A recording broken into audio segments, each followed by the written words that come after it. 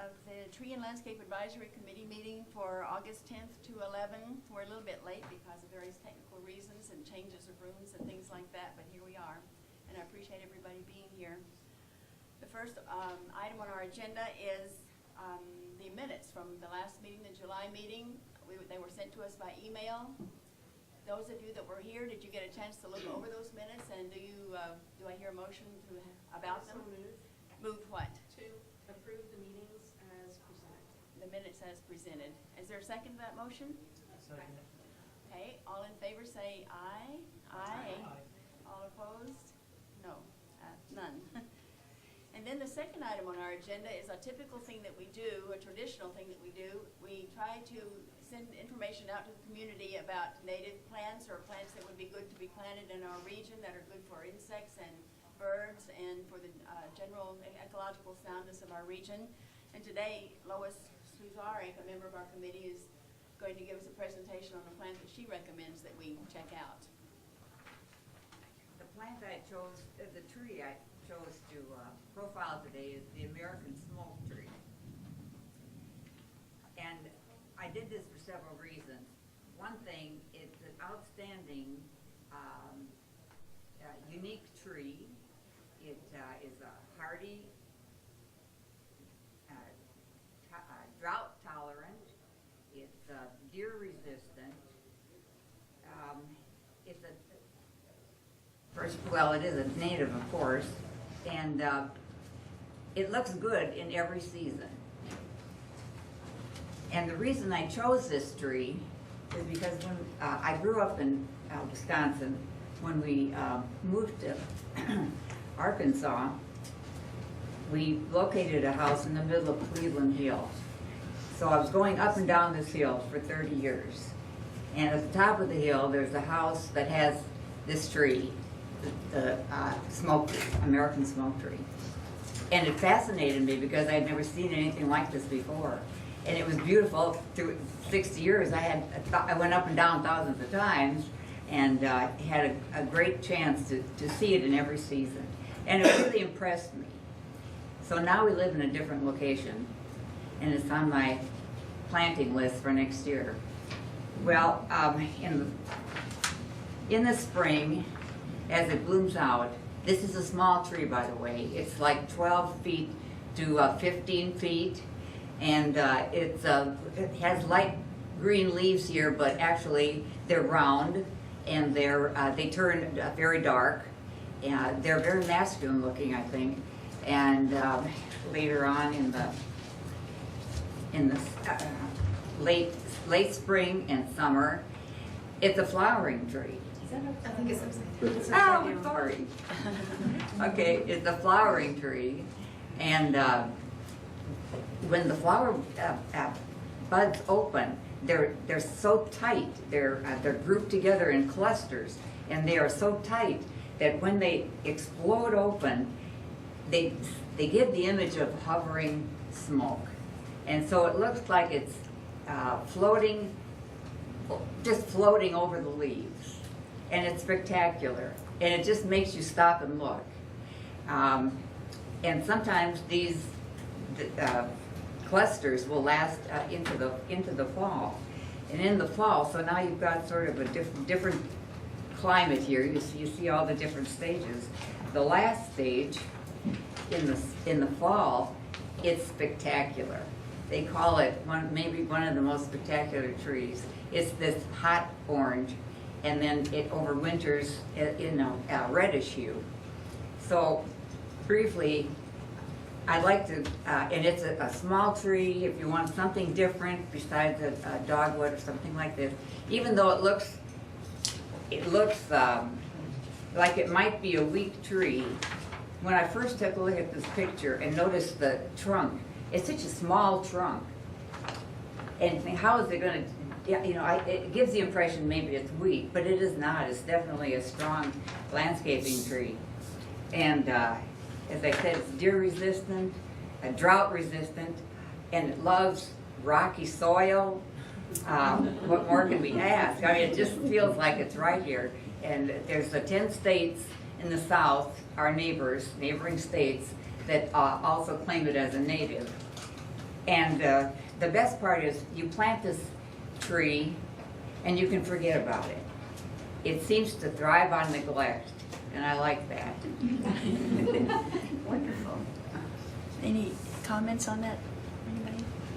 We've got an American smoke bush in the front yard Really? that flowers. It looks just like that, and it's doing better than any other foliage Great. after this drought. Yep. Great.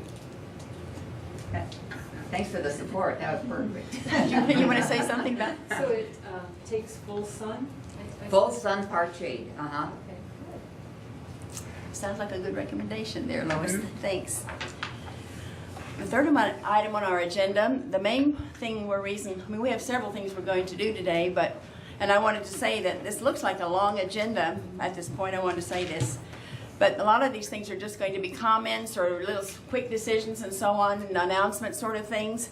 So we will have a presentation today, but after that presentation, we hope that you in the audience that came that are interested in a possible tree nursery for Fayetteville will stay, if you can, through the rest of the agenda, and then meet with us afterwards. Maybe we can make a little progress on planning or thinking or something on this tree nursery idea, the information we're going to learn today. So right now, though, our plan is to hear from some people that represent the Illinois River Watershed Partnership and also SWEPCO. Apparently those two entities are the ones that are partnering to do a tree nursery in northwest Arkansas right now. And please come up here or whatever you need to do to tell us who you are and what you're going to say to us today. Teach us about tree nurseries. I'm David Duncan. I'm with the Illinois River Watershed Partnership. This is Scott Carney. Would y'all come to the middle of the end of the table here? Right here. You can they come here or there? What do you Right here, suggest? Okay. with this mic, so you can hear. Just, okay. And you can grab an extra chair if you want to sit down with it.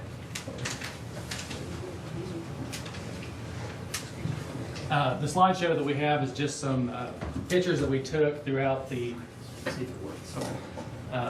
whole process of us setting up the tree farm, and Scott's got some other pictures that we'll pass out here in a minute. But to start with, we worked with the Gentry FFA chapter to get us started.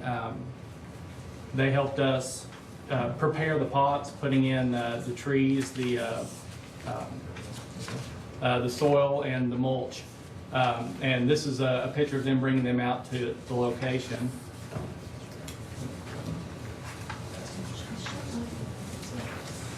But we were very fortunate to have their help because this part of it was fairly labor intensive, from having to mix the soil with the compost, put it inside of the planters, and getting them ready for the trees.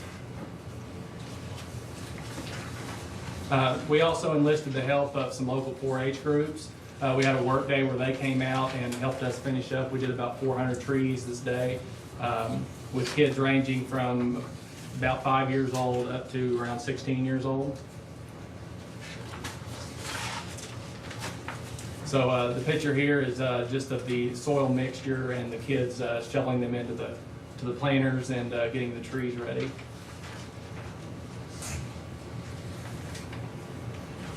You can see the saplings. We were using small saplings from the Forestry Commission, and these will be left in this tree farm for approximately a year. Right.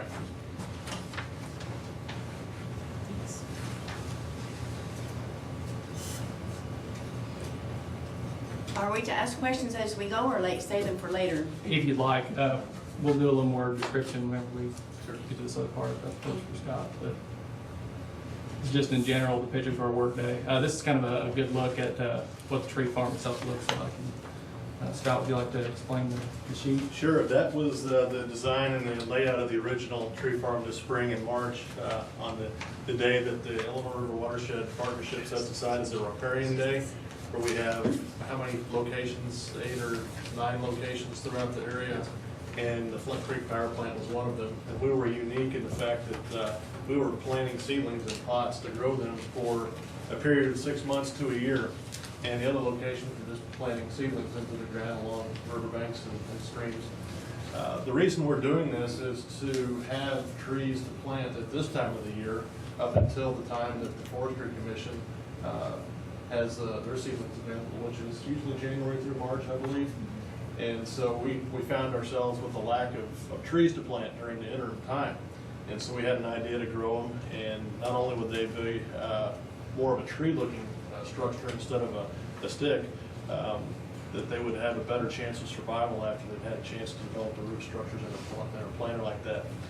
We found that that layout was too spread out, too difficult to water, and that the weeds enjoyed the watering a lot more than the trees seemed to. And so we compacted it a bit, and the pictures that I handed out show some black material on the ground. That's actually a conveyor belt that we were going to throw away, but we cut it up into strips and laid it down as a weed barrier, and then relocated the plots on top of that. And we had a survival rate right at about 70 to 75% so far. The reason for that mortality was because of the lack of watering before we got our irrigation system set up appropriately. And so far, they're looking very good, as you can see from the pictures. They made it through this drought fairly well. We had to water them every day. But we learned some lessons, and hopefully next year we'll have a better survival rate. And the plan is to donate these to schools, to cities along parks or walkways, and primarily to use every year to stabilize stream banks and to try to improve the quality of water in the Illinois watershed. As far as the mortality rate, was that due to underwatering or in some cases disease? I believe underwatering at first. So all of your trees are container grown, you contain it exclusively? Correct. You have And the reason for doing that, instead of planting them in the ground, is just for ease of transplanting them from the plant to wherever they're needed. We can just pick them up, put them on a trailer in a pickup truck, and drive them to where they need to go. Do you think you're gonna use all those trees every year? How will you replenish your stock? Well, we started out with 1,000, and the idea was to have 500 of them rotate out every year and have 500 new ones planted every spring. And that way we'd have sufficient, or some trees to donate every year to whatever charities or water quality improvement projects we get identified. And so every spring, we'll get 500 more from the Forestry Commission and keep this stock going. Where did you get your stock from? Your seedlings? From the Arkansas Forestry Commission. Is there, this is a pretty good selection. Are there more selections? Are there more trees than this, or is this pretty much all they got? Yep. The Forestry Commission does have other selections. And actually, this year, they actually added the shagbark hickory, which is pretty neat, that they're gonna sell. Yeah, this is a good gift. I think we would be good in there too. Some hickories. Yeah, those species were recommended to us from the selection available as species that would do well near stream banks. And so that's the purpose of purchasing those particular species. They have a wider variety, the American, Forestry Commission, Arkansas Forestry. Yeah, there's the handouts coming around have the options that are available, I guess, with the exception of this. shagbark hickory. Do they have this too? And there was a cost in here for each one. There, for 100, it's $30 or $30 to $70. It looks like. Right, and the prices, I think, are in this brochure as well. I think the more you purchase, the cheaper per seedling they are. You're only planning to keep them 1 or 2 years and gonna get them, they aren't gonna get that big, are they? Well, hopefully just a year. That's dictated by hopefully the need and also by the planters that we had selected are about 5 gallons in size. And after a year, I think they will start to become root bound and maybe jeopardize their health. So we'd like to get them out and planted so that they can be self-sustaining from that point on. And also, once you get over 5 gallons, they get a little bit massive to transport easily. If you want to have kids and elementary school age people participating in this, I wanted to keep a little bit on the smaller side.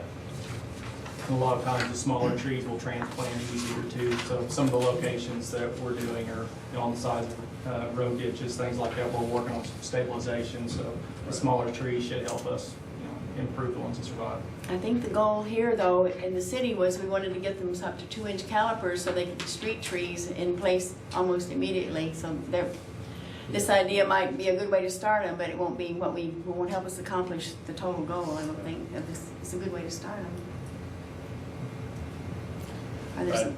And also, we chose this location too. We have, out at the power plant there, we have a water supply that we developed for the power plant, but it is ample for irrigation as well. It was turned out to be the perfect location because it's at no additional charge to us. We just set up a pipe and some spigots that we could hook hoses to and arrange them however we decided to irrigate these. And had the space down there, and it's just a great situation that we found, so we could establish this tree farm, benefit the community, and try to help improve the water quality as well. Where did the money come from to buy the irrigation equipment? The SWAPCO provided all the funds for that, as well as the fund for purchasing the planters and the compost and topsoil to plant them, and the trees themselves. Do you think they'd be interested in doing something similar for other locations, cities? We're trying to encourage other entities, including cities, to do this, and if we can help provide our lessons learned, we'd be happy to. Lessons learned, but also a little money for the irrigation equipment? I'll have to get back with you on that. Okay. Who would be the right person there, though, to talk with about that? Is it you or? No, but I can get you in contact with someone who would. Okay. Is there water at this location? Does anybody know that? I don't see if there's any water. Where we went? Yeah. Yes. There's water, there's like just a hose spigot or whatever? No, there's no hose spigot at this time. There is a pump and a pipe that runs to the field, but it doesn't have any active irrigation off of it. But the pump's working? It was to be repaired. I haven't seen it right now, but it got flooded out early in April before we had our drought. They've used it for the summer. Did they? Okay. Now, I think along the way, there's been a lot of lessons learned too. You see hand watering like this takes a lot of time with 1,000 trees. Yeah. Compared to the pictures you have in front of you where everything's a little more automated, that saves a lot of time. And also putting down those belts, there was a lot of weed competition that it came up with the soil that was brought in. There was Johnson grass that was trying to grow in taller than the trees. Being able to keep that competition under control has helped a lot too. What did you use to control the weeds? Did you just pick them, or did you use any chemical agent? Yeah, in between the rows, you can see the belting that they put in, that conveyor Like belt. plastic. Yeah, within the pots themselves, we had a lot of weeds as well, and those are just manual labor to pick them out. Right, okay. Where did the building come from? It comes from the power plant itself. We use it for conveying. How do you overwinter these? I mean, do you mulch them in? No, it was recommended that we didn't need to mulch them in, and that if we did, that we would encourage the roots to grow out of the drain holes and become rooted in the ground, which would make them very difficult to pick up. It was recommended to us that they would be hardy enough to survive over winter, and that was a concern I had, but we'll see how that holds up this winter. Yeah, because it got down to 17 below this winter, and that would be pretty hard on anything above ground. I mean, I can see some of them living, so I don't know if they would all survive, but that was pretty harsh. Who contacted the young people, the FHA and the 4-H clubs to find the volunteers? That was part of how we helped with the partnership with that. And they were very willing to help. A lot of these kids have environmental sciences as their projects, so they were really anxious to come out and help us, and did a great job. They did the majority of the work as far as getting trees planted and put into place. And that pile of soil and mulch, whatever mixture it was, how did that get there? What was it? Well, we bought one load of topsoil just from the cheapest local place we could, and then we obtained 2 truckloads of compost material from the city of Bentonville wastewater treatment plant. Okay. And tried to mix them together with the backhoe as best we could, and provided that as a stockpile for planting the seedlings in buckets. And it worked pretty well? Extremely well. Became a good soil? Yes. Pretty good soil? Do you think the city would supply some stuff like that? I know that they give away the mulch most of the time, but that compost they sell, do you think they would be willing Solid to? waste question. What's that? Solid waste question. Yeah, that's what I'm saying. I know you're not solid waste, but I just wonder if you could, because it's inner city, and it's, Yeah. a lot of these trees be used for the city, if they could at least cut you a break on that. I know you guys don't have topsoil, but you get it from distant sources, right? Like Cabot, Swindell, whoever. Mhm. It just makes it on ground. Any other thoughts or questions that we might learn from these people that are got a nursery? You said that you made partly the decision to use seedlings, saplings, was because you had a good labor source of children. Maybe we could hit up high schools, get some higher caliber. Are they available from the Arkansas Forestry? Can we get more established trees that could be ready for transplanting quicker in the area that we want to do that with? Are you familiar with anything else, or is that pretty much the stock size? There are a few, couple of different species that they'll have as 2-year, so they'll be a little bit larger, but that's all of them. How many years would it take to get a 2-inch caliber tree out of some of these trees? Anybody know? Like 3 growing seasons. 3 seasons? Depends on your On the mixture tree. and the And tree the Tree species. itself. Okay. 3 to 5 years. With tropical growing conditions. Any more questions on this subject? I think we've learned what we can, and we really appreciate you coming and telling us this. And it gives us some ideas about labor, perhaps, and sources for things, perhaps, and how to get started, everything. So I really appreciate you taking the time to come here. It's been a great project, and the community involvement's really been one of the key factors with it. The kids stepping in through 4-H and FFA was a great help. Yeah, and I think, well, we have to network out in the world and find similar things. I'm sure there are people around here that would like to do the same thing. If we could get ourselves organized, maybe we'll do that later today. Thank you, guys. Thank you. All right, just a moment, you guys can be able to stay around for the meeting that's going to take place after this? Okay. Okay, we appreciate it. Good, really appreciate it.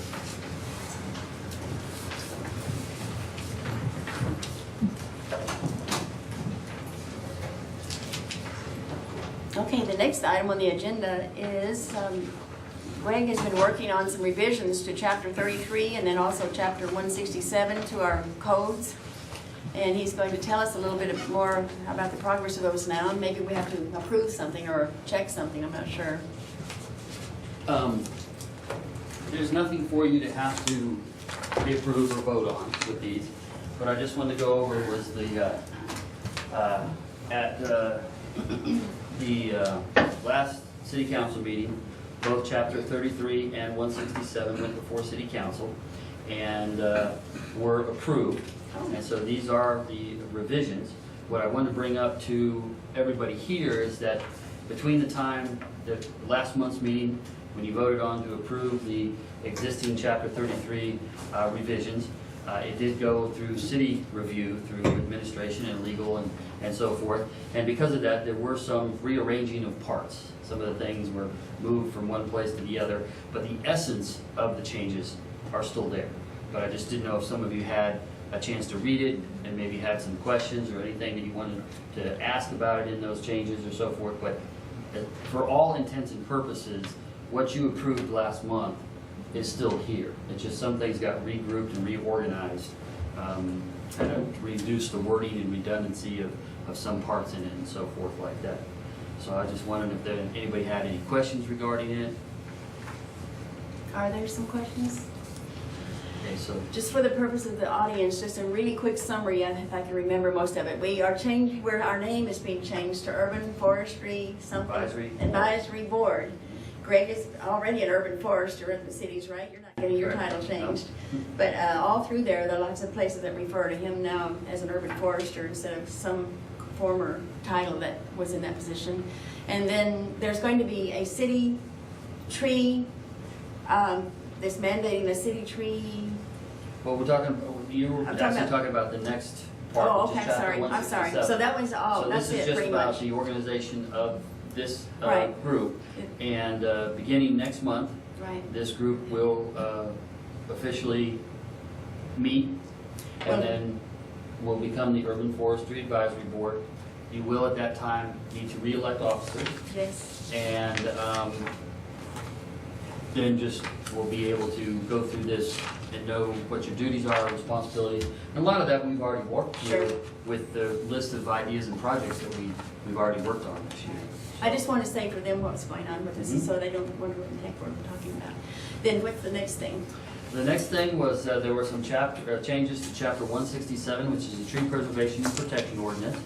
Again, almost everything that came to you and got your approval last month was in here. There was a change in the section dealing with off-site reforestation and off-site preservation. In this, in these two sections, it only talks about being able to do off-site preservation or off-site forestation. And for the audience, this is when a development comes in and they have trees on their site and they're not able to save all the trees during the developmental process. They need to take some of them out in order to build. They have to either plant on-site mitigation trees, or they can do off-site preservation on another lot if they own something else, or they can do off-site forestation where they plant trees somewhere else, or they can pay what's called our tree escrow account. In this case, it's only been for off-site preservation and off-site reforestation. You could only do those within the city. And normally that's a pretty good area to do. Occasionally we have some rare instances where we have developments that are right on the city border and there's no place for them to do off-site mitigation or off-site forestation. But they happen to have something real close to them that is a valuable tree preservation area or a reforestation area. And so this was changed to allow for the option, and only city council can approve this. This is not something I can administratively approve. It has to go before city council. But only city council can approve allowing the development to preserve trees or reforest an area 1/4 mile outside the city limit. Now, this might seem a little strange, but we do have what are called planning areas in the city. And that means there are areas outside the city that are in the county that we have an expectation at some point that they're going to be annexed into the city at some future date. And so if we look at a lot of these things, the option is probably, if this is taken up by anybody, it doesn't mean that it will be used, it's just an option that's available, is that at some point in time, we would mostly expect these to happen within the planning areas and then be something the city might annex at some point in the future. It wouldn't always be that way. Sometimes they might be in another city. So there is an opportunity for this to be another option to help developers meet their requirements. And so that was a change that was made. The other change was made in the tree escrow account. It delineated exactly that we really want on-site mitigation first. Well, preservation is the first option, and that's what the ordinance asks for. But when they can't do that, then on-site mitigation is the first option, then the off-site preservation and off-site forestation, and then making tree escrow the very last option. It also put language in here to give us some minimum numbers for amount when they have to do what is called a maintenance bond on the trees. It's been based on a market value. If they had a landscaper to tell them that they could replant the trees for, $100 a piece, that was something we'd have to take that money for $100 and then plant a tree at some point in the future if they pay that in a tree escrow account. Well, what we were finding out is that for the city to be able to contract with a contractor and so forth, that $100 or $150 or whatever the landscaping companies were coming in with wasn't enough sometimes to plant the tree at what our cost was. And so we've made the actual installation of the tree, the cost of the tree and the installation of the tree, $250. So that's each developer has to pay $250 per tree. Now we've also added a maintenance cost to that. That maintenance cost is still based on fair market value at this point in time.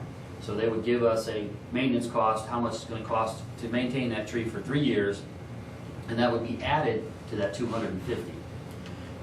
Here in the future, we are going to try and determine what it would cost the city to do that 3-year maintenance, and then look at modifying this to come up with a maintenance figure that would be put in here, much like the 250, so that it's, you know, codified exactly what that fee is going to be for that. Can you summarize the rest of it? The rest of it didn't change really at all. We still had the change from the landscape administrator to urban forester. We took out the tree inventory part that we had been talking about before and made the urban forest analysis. So essentially, again, everything is the same except for that section where it talked about off-site preservation, off-site forestation, and then the tree escrow fund. This is going to involve additional coordination with the planning committee or representative from the developer, checks and balances type stuff to make sure this is implemented the way it's written. Well, do you think? Or? Again, this particular option should be very limited in its scope, and it would be something that gets coordinated not only through myself, but through the planning commission and city council. So you have, in order to go outside the city limit, it would have to be something that is approved by city council. It's not something that just is done internally through the city staff. And then it trickles down from there to, gotcha.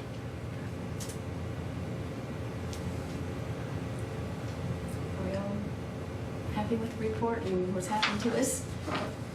Okay. Okay, let's go on to the next item on the agenda, celebration of trees report. That's our fall plan to give away trees, and Greg, I guess, is going to tell us what we have available to us now or something. Well, first what I'd like to do is I'd like to talk about dates. Oh, did we not set one before? Well, I just want to go back and make sure, we talked about the 15th or the 8th. We have not set it October. to, of October, excuse me, yes. Mhm. This is for celebration of trees. This is the annual tree giveaway. Mm-hmm. On the 8th, there is a home game with Auburn, Oh, and on the 15th is an open date. But either way, whatever the committee thinks would be the best time to do that. any thoughts on that subject? I'm not familiar with who comes to the square and under what circumstances. Yeah, I would make a motion for the 15th. The open day. Yes. Any second to that I would motion before second we that. discuss it? I'd second that motion. Any discussion on that idea? Shall we vote on it? All in favor of the 15th as a celebration of trees date, say aye. Aye. And all opposed, say no. We agree that we like the 15th to be the day. Okay? 15th is the date. Now, species. Okay. I'm gonna, trying to go with all 3-gallon material. And what I have proposed right now from the nursery is white flowering dogwood, pin oak, swamp white oak, willow, and bald cypress.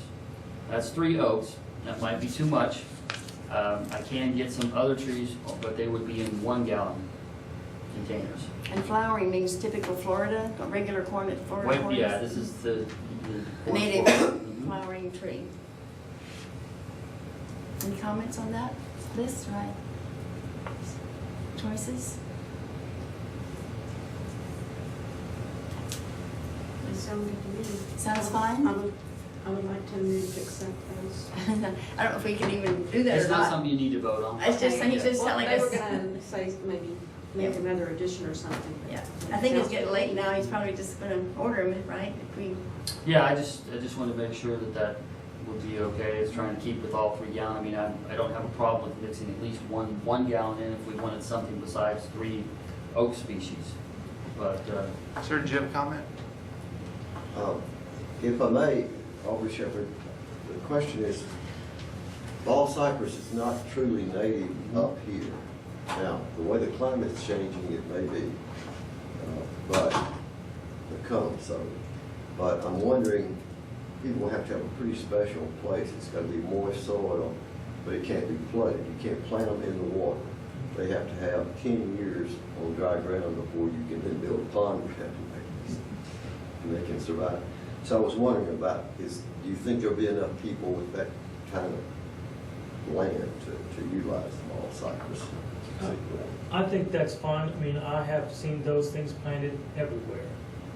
I mean, they're extremely, and if you drive around now, and you see where they've been planted, And I'll give you an example, that the city of Bentonville, actually, they have some overlay areas on their roads where they require certain species of trees, and one of them is bald cypress. And you can go out there and you can see where these newly planted bald cypresses that are 1 or 2 years old are sitting out there in front of a parking lot, which is one of the worst places for a tree to be, and they're doing fine. And they're growing. They're losing some of their needles, but they're still green. They're one of the trees that'll lose some of their needles. I think that, I know what you're saying, but I do think sometimes people think that they only grow where it's moist. But they're very adaptable. They're quite adaptable. And I think, I know they're not native, but the reason they're not native is because they won't seed themselves in this way. Right. They'll grow here, they'll grow up into Illinois and further north. They just can't, their seeding won't start. Well, I will say there's one about 200 yards from here on the corner. Yeah, and they're planted all around, and I It's mean, very I'm, successful. you know, if you, this is this discussion we've had several times, is what is a native? I mean, a pin oak really isn't native to this area either. True. You won't find a pin oak in the forest, but they grow here behind. Willow oak, same thing. They really don't grow here as a native, but they grow all around here. And so I think that's a good choice. I think it's a great tree because it's real. I think because it is so adaptable and so tough. I mean, it's a lot tougher than people think. I hear what you're saying, but I like them. It's kind of like the river birch in that sense, where it prefers moist, but it can survive. They grow in a lot of different places. Yeah, they're yeah, I mean, the willow, like I said, the willow's not really native, not really. I mean, it grows here, but Can we go with this then? yeah, I think I would like to. I mean, I'm hearing what Aubrey's saying. Yeah. Let's just Very go with the sensitive. selection as presented, and we'll be there to help make it happen that day. Okay? Thank you. Then I see something about tree preservation signs here with your name beside it. Yeah. Oh, This is something I'm sure Cindy will remember. Yes. We went through this about a year and a half ago, maybe 2 years ago, and haven't really got moving forward on this and trying to now move forward on. This is the original sign that was developed to be put on tree preservation sites when the construction was going on. These were to be tied to the post or to the orange fencing that goes up in construction sites, so that they knew, when the construction guys were out there, they knew that this was a site that not to go into, not to take the fence down type of deal and stuff like that. I've been working on a little kind of different change of the idea. This is making a bigger sign. I don't know if you've seen the signs around town when they have the red and white signs when there's something going before a planning commission, and it has it has in the center of it has a sign that's on there that says something, but it's outlined in red, and then it's white in the center, and they can stick the sign onto it from there and put it in the sign. So I'm looking at making those. Those are those kind of waffle board plastic signs. They're weatherproof.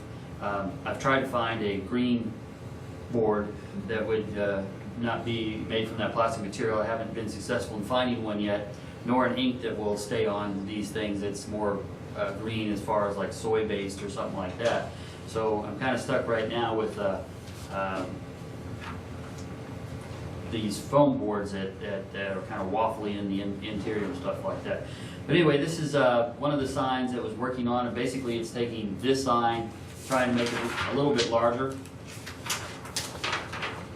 and has basically information about no removal, pruning, no grade changes inside the tree protection area type of stuff. The idea with this is that we are also considering that the sign will be two-sided. On this side it will be in English, on the back side it will be in Spanish type of deal. That's one thing we're considering on there. We have a sign that's like this that just has information on it.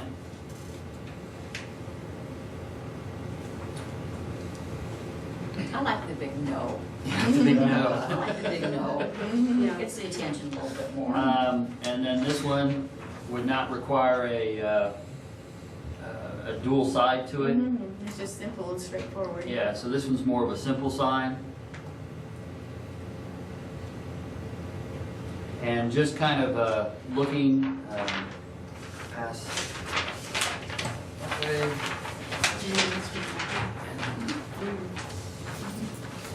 This was out the end out there. just if everybody kind of want to get a look at these, and I'm not asked necessarily need a motion from the group, but it would be at least helpful if you had any comments or anything to provide, things you thought might be beneficial to add, or maybe go in a different direction. I mean, if there's some thought process or so forth. Are you sure that people don't know when they see an orange fence, they're not supposed to do those things? Well, the ordinance actually requires the signage to be there, and what's Oh. happened is that we've run out of these, and it's time to renew that. So we've had So- signs, we just Yes. need signs. Mhm. Did anybody see one, Betty? Yeah, I'd like to make a motion to accept that one. The red one, Yeah. the other one. similar to the old one, just larger? Yes, yes, that is really nice. Is there a second? I second. With the- I think the warning is too mild.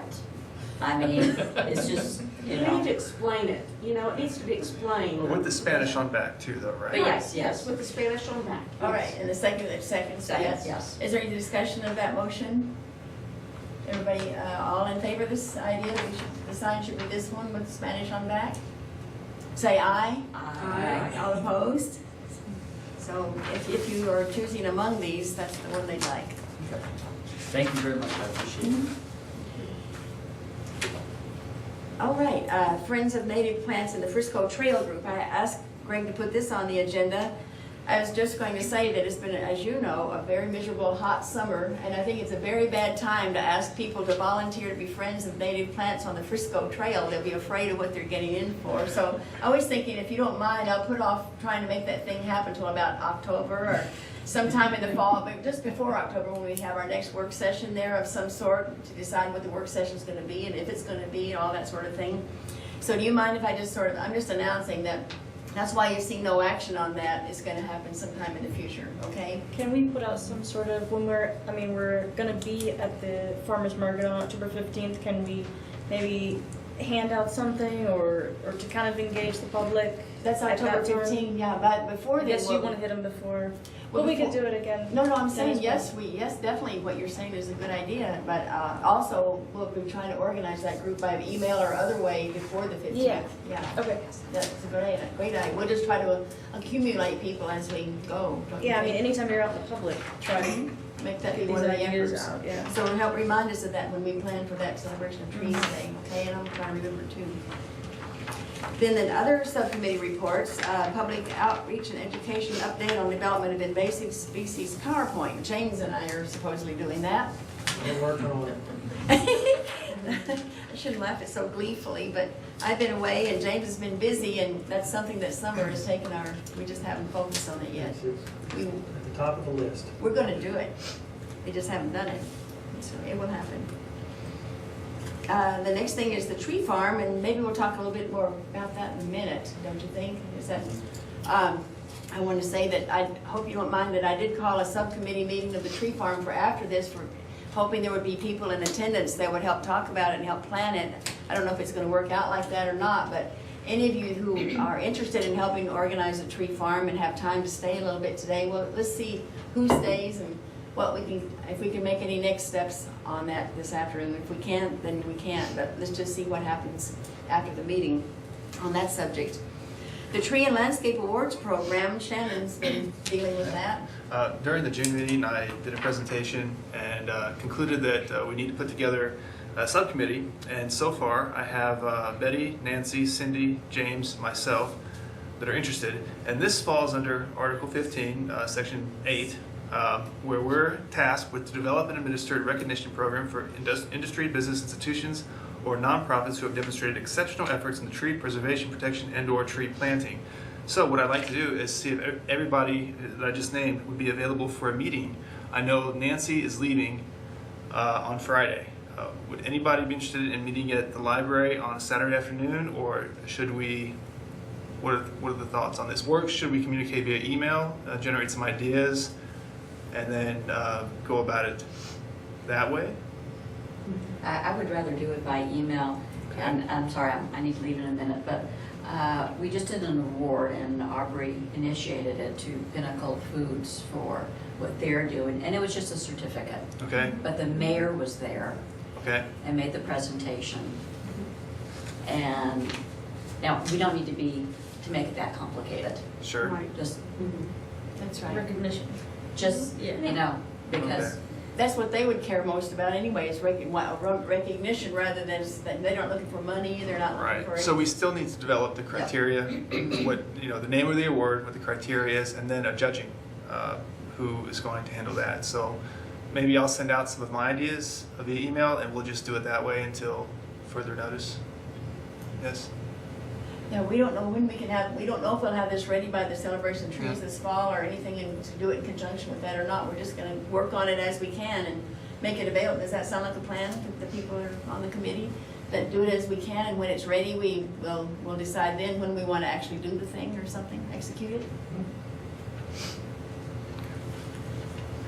I guess. I'll send out an email with the distro to everybody that expressed interest in the committee, Mhm. and then maybe at the next meeting, we'll have an update on what we've concluded Mhm. to bring it all home. Okay. Yeah, okay. You're gonna say something in the email about when we talked about the criteria and The the criteria judges and also just what I've what kind of awards. discovered with different cities, what they're doing. It's basically leaning, you got two different spectrums. You got the purely aesthetic, and then of course you can integrate the environmental sustainability ideas. And then you get into tiered graduated awards, and it can get, I didn't want to make anything complicated, but I did want to get guidance from everybody that expressed interest. So I'll send an email and just generate ideas. We'll put them on paper. It'll work, Shannon. Sure. We'll make it happen. Okay. Then the last thing on the agenda, there's other business and announcements. Does anybody have another business or announcement besides the one we know about? Aubrey's brought us a little plant he wants to tell us about. Aubrey Shepherd. Hi, this is Matelea baldwyniana. You can look it up, M-A-T, so forth. But it's a milkweed vine. Most milkweeds are like they're perennial plants that come up from their roots every year. Anyway, this is also, as Cindy would be concerned about, good for your monarch butterflies. And this one, the reason I have it, it's an area that was mowed in April, I believe. And these guys got whacked off, and all the underbrush and some big trees on the area were removed. And this summer, all these little ones came up, and I selected to bring a very tiny one. But there's some long ones. But without something to climb, they seldom flower. In fact, they'll go way up in trees. And little white flowers are similar to what you're used to seeing on milkweed plants, but you wouldn't automatically guess what they are if you hadn't been exposed to them. But anyway, I can provide this one to somebody, and I've got a couple of others outside in the car if you'd like to have one to take over the plant.